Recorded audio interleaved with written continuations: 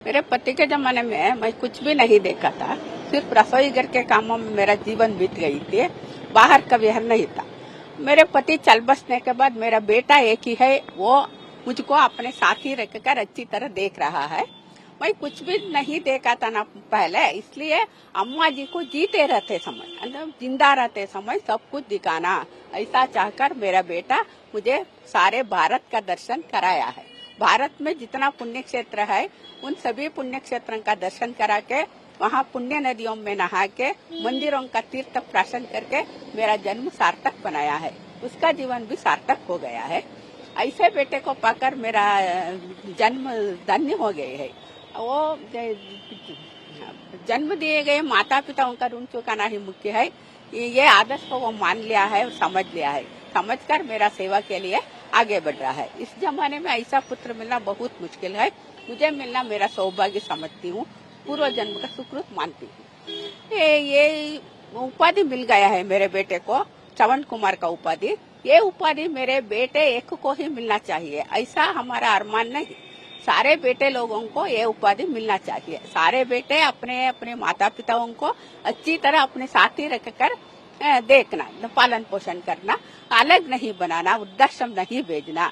रहने घर में रहने पर भी एक कोने में रखता है, वो ही भी मत नहीं करना। ऐसा करने से माता पिताओं के मन को परेशान होता है। परेशान होने से हमको भलाई नहीं होता। बच्चों के कल्याण के लिए माता पिताओं का आशीर्वाद बहुत मुख्य है। ये आदर्श को ध्यान में रखकर आज के बेटे लोग अपनी अपनी माता पिताओं को अपने साथ ही रखकर बुढ़ापे में अच्छी तरह देखना। ये मैसेज है। ये माता पिता बोलने वाला भगवान है, हमारे साथ रहने वाला भगवान। वो पत्थर का भगवान हमसे नहीं बातचीत करते है ना। ये जीवंत है ना, ये माता पिता। ये धर्मशास्त्र में भी कहा जाता है, माँ बाप के बिना और कोई भगवान ही नहीं है, ऐसा कहा जाता है। इसलिए ये आदर्श को ये बेटे लोग समझकर अपने साथ ही रखकर अच्छी तरह देखना। बचपन से माता पिता कितने त्याग करते हैं, कितना त्याग करते हैं बच्चों के लिए, बच्चों के कल्याण के लिए कितना मजदूरी करके उनका पालन पोषण करते हैं। इसलिए वो बचपन से वो कितना त्याग करते हैं, उनके लिए मकान बनाते हैं, जायदाद बनाते हैं। इसलिए एक छोटे बच्चे हो तो ना, उस समय एक माता अपने मलमूत्र को परेशान नहीं से निकाल करती है, ऐसा ना। इसलिए ये आदर्श को ध्यान में रखकर अच्छी तरह बुढ़ापे में वो शरीर में बल हो तो सब कुछ कर सकते हैं माता पिता।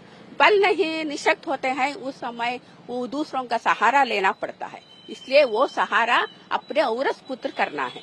दूसरों से सेवा करने से उनके मन को सुख नहीं मिलता, आनंद नहीं मिलता। दश में कोई दूसरा लोग सेवा करते हैं, इसलिए औरस पुत्र करने से उनके मन को बहुत आनंद होती है, आयु भी वृद्धि होती है। वो जिंदा रहते हैं, सुख से रहते हैं, कुछ भी नहीं मांगते।